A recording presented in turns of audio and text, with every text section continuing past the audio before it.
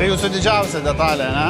Sąlyginai taip, čia yra 160 diametro. Panašus įrankis tai gali būti labai mažas. Taip. Bet tam grubiam paviršiaus nuėmimui prastai naudojam 63 mm diametro. Ir va čia didžiausia 160, bet nėra standartinis sprendimas, nes tu visada keitinėti turi ranka. Į staklių tą įrankių laikiklį, karuselę vadinamą, įdėti negalime, nes nėra per didelė. Ir va čia va yra, iš arčiau galima pafilmuoti, yra 12 vietų patiem peiliukam, kurie keičiasi. Taip. Mes naudojam tik vieną.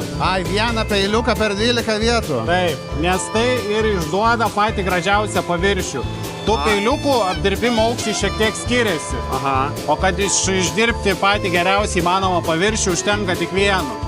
Daug reikia, jeigu norim nuimti daug mėsos ir paskirsi tą apkrovą. Atradom deimantinės dangos peiliukus, kurie kainuoja apie 6 kartus brangiau, bet tikriausiai dar daugiau kartų yra ilgamžiškesni. Mes su vienu peiliuku padarėm virš 500 paviršių. Ir jisai dar tas peiliukas šiaip turi 4 apdirbimo pusės, mes ją dar pasukiot galim. Frezai skirtas su deimantinė danga, tai reiškia itin atsparus korozijai ir visiems darbam atsparus toks peiliukas.